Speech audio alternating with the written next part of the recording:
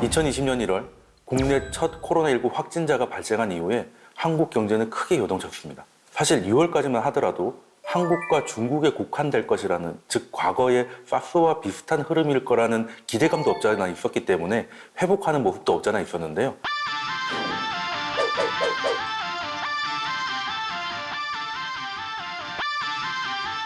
외국인 투자자들은 물론이고 한국의 투자자들도 한국의 주식을 팔기 시작하면서 당시 2200을 넘어가고 있던 코스피는 연일 큰 폭으로 떨어졌었죠.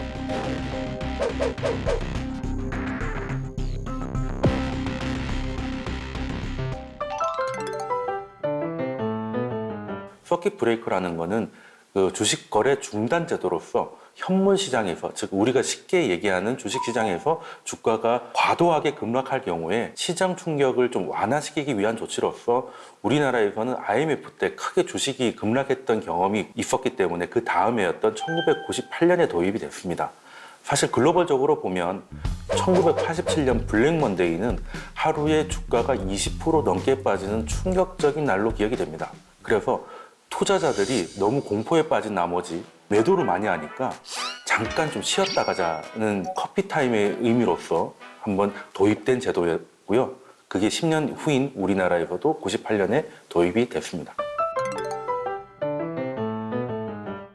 사이드카는 서킷 브레이커처럼 증시 충격을 좀 완화시키기 위한 조치라는 거는 이제 동일합니다.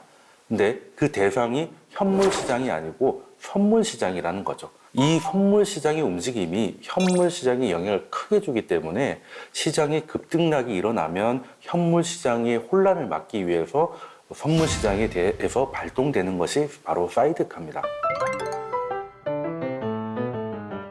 지금까지는 3번입니다. 첫 번째 서킷 브레이커는 그 닷컴 버블, 그러니까 IT 버블로 흔히 기억되죠. 그때 주식 시장이 미국 나스닥을 중심으로 크게 폭락을 했었는데요. 9월 달에는 미국 증시가 또 급락을 시작했고 그 이유가 또 유가가 급등했기 때문이에요. 그리고 우리나라에서는 또 대우차가 포드가 인수할 거라는 기대감이 없잖아 있었는데 이 기대가 꺾이게 되면서 또 두 번째 서킷 브레이커를 그때 보게 되고요. 세 번째는 우리도 잘 기억하고 있을 9.11 테러입니다.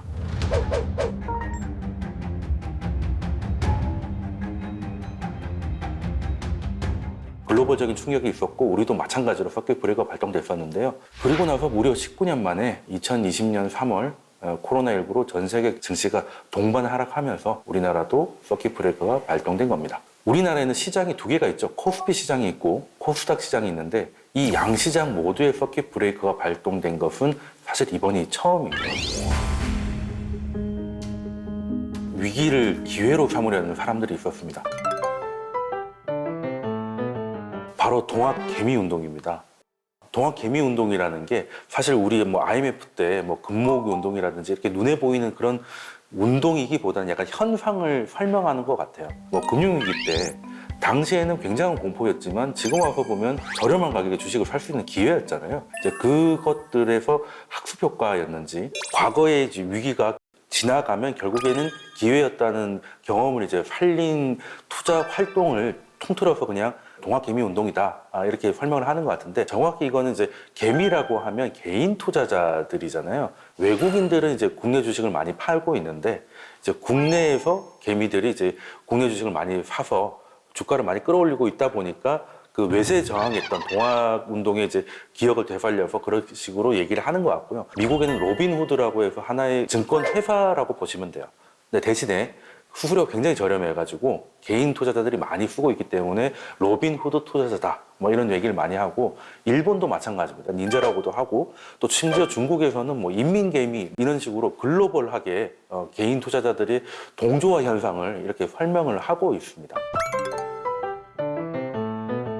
여러 가지가 있을 수 있는데 첫 번째 원인은 과거의 위기는 곧 기회였다라는 것들을 이제 직관적으로 알고 예전에는 우리가 금융위기 이전에는 다 이제 펀드나 이렇게 간접 투자 상품을 많이 가입을 했었어요. 사실 지금 개미 투자자라고 하면 과거 개미 투자자들하고는 약간 다릅니다.